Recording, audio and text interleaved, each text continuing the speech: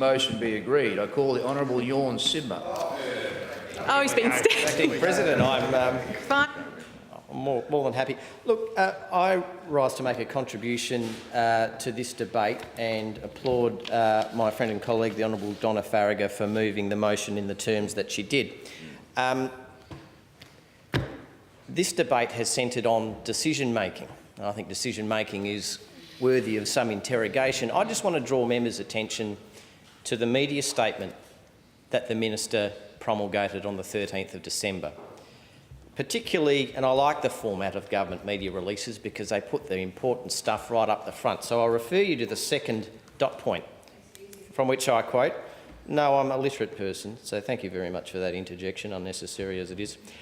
The Department of Education budget analysed line by line, program by program." Now that infers, actually doesn't infer, it explicitly states that the cuts made by the Minister are the outcome of a lengthy, arduous, deliberative process.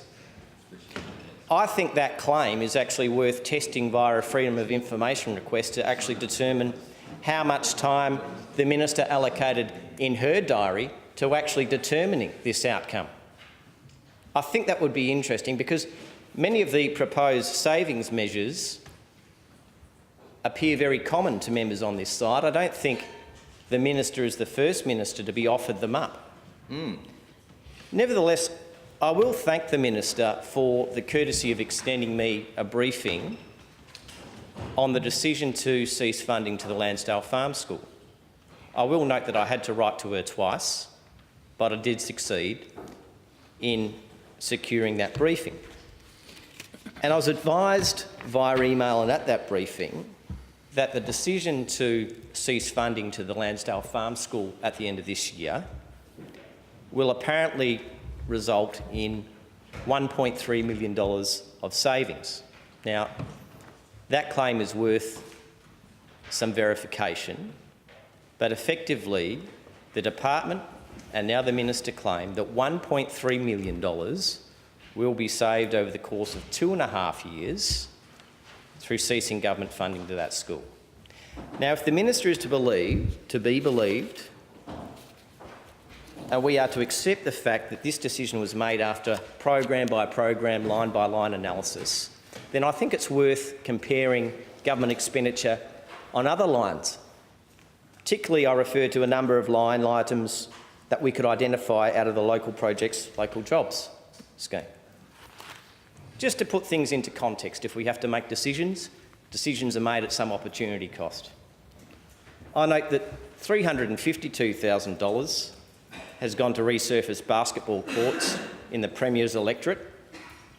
$120,000 has been committed to RTR-FM to assist with the production of programs. $200,000 has been found to go to the Urban Greening Fund for tree planting, presumably in urban areas. $100,000 has gone to probably the best, highest standard tennis club in Western Australia, the Alexander Park Tennis Club, in the member for Mount Lawley's electorate. $100,000 has been gifted or granted. It's an indeterminate financial transaction, but nevertheless has gone to the Australian Arab Association to purchase a coffee van in the member of Gosnell's electorate. The what? That's better than wasting it in more. A coffee van. For who? There is a YouTube video, so I'll refer members to that. You can search for that. And this is budget relief? $100,000 has been found for the Golden Mile Loop Line Railway Society to buy a loop line tram. Now, that's one of the few grants or gifts that has gone outside of a Labor electorate, so I'm not reflecting on that. I'm just saying there is money available and it's being distributed to a number of organisations and groups without much justification, but this goes on. There is a school-related grant here. $224,000 has been found for shade sails for the Harrisdale Primary School. These must be made of gold, a gossamer fabric. It's extraordinary. $150,000 has been found to provide lighting for a football oval in the member of Kwinana's electorate. This equates to $1.346 million. I'm not reflecting on the quality of any of these. The whole point, the whole justification is flawed. This is not about budget relief. This is about funding election commitments. Oh, you agree? Oh, thank you. Thank you. Honourable member, I hope Hansard picked that up. Members. Right, thank you. Thank you. So, Members. these cuts are there to fund Labor election commitments. They're not about budget relief. Thank you for that interjection. Thank you for that interjection. I'm glad you've confirmed it because the public understand this to be the case. Every time the minister comes out and addressed the people from Moora Residential College the other day and said we're engaged in budget relief, she was booed. People know it. You're selling them a lie. They know this is not about budget relief. This is about moving money around. This is not about savings, is it? It isn't. You've just admitted it. Oh, keep going. Members. I'll give up my time to the honourable member. Members, no, well, in fact... the honourable member is the opposition's secret weapon. Honourable Jon Simmer, it's not unusual to debate the chair, and I would advise you very strongly not to do that. Honourable Darren West, your interjections are also disorderly, and I would advise you to cease them fairly quickly. It may be the first week back after Christmas, but I can tell you that the Grinch is firmly in the chair. The Honourable Jon Simmer has the call. Thank you, Mr Acting President, for that guidance. Instructive as always, and I will abide by it. The point is this. The justification utilised by the government in respect of making these cuts is not upheld. It's undermined by the government's own member. So if this is not about savings, it is about something else, and I think it comes at the expense of people. Yesterday I was detained on urgent parliamentary business, but I did happen to hear the minister make reference of her own accord regarding the Landsdale Farm School and some other justifications for ceasing funding to that facility at the end of this year. And the justification seems to be centred around patronage. Who goes to it? I quote from the uncorrected transcript. The minister said, it has something like 60,000 visitors a year. Most of those are adult community members. About 11,000 are from schools. Half of those school numbers are kids with an intellectual or physical disability. The Honourable Peter Collier asks, so they don't matter? The minister said, of course they matter. They are a highly valuable community asset.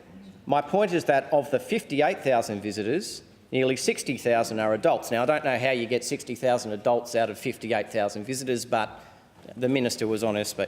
Well, her figures are always... I refer, and I have to table later, the annual report from the Landsdale Farm School, which includes some data on visitors. Education support students, 3,420 visited that farm school last year. 2,220 mainstream students went to that facility last year. 99 TAFE students. 3,322 teachers, support teachers and EAs attended that facility last year. 2,137 people from disability groups attended that facility last year. Yes, that facility is open across the weekend and it takes weekend visitors, but nowhere here is there evidence to support the minister's claim that the majority of those visitors are adults. That is worth questioning. And the whole point of this is that the Landsdale Farm School serves a special niche role in terms of education support. It is a facility unlike any other. That facility is special to the 3,420 education support students who visited last year. It is important to their teachers. It is important to their parents. And their cherished facility is now mired in a degree of uncertainty which is completely unbecoming. And I'll just focus on one small aspect with the time available. The minister has sought to transfer the operations of this facility to a not-for-profit service provider. The first attempt was to the City of Wanneroo. I was advised of this on the 15th of December. When I rang the City of Wanneroo on the 15th of February, 2 months later, they hadn't had a single overture or a single approach of consultation other than a letter that said, we'd like to talk to you. If this is how the transfer of this facility is going to run, then I'm going to look very closely at the Minister's professional competence in preserving a vital community asset into the future.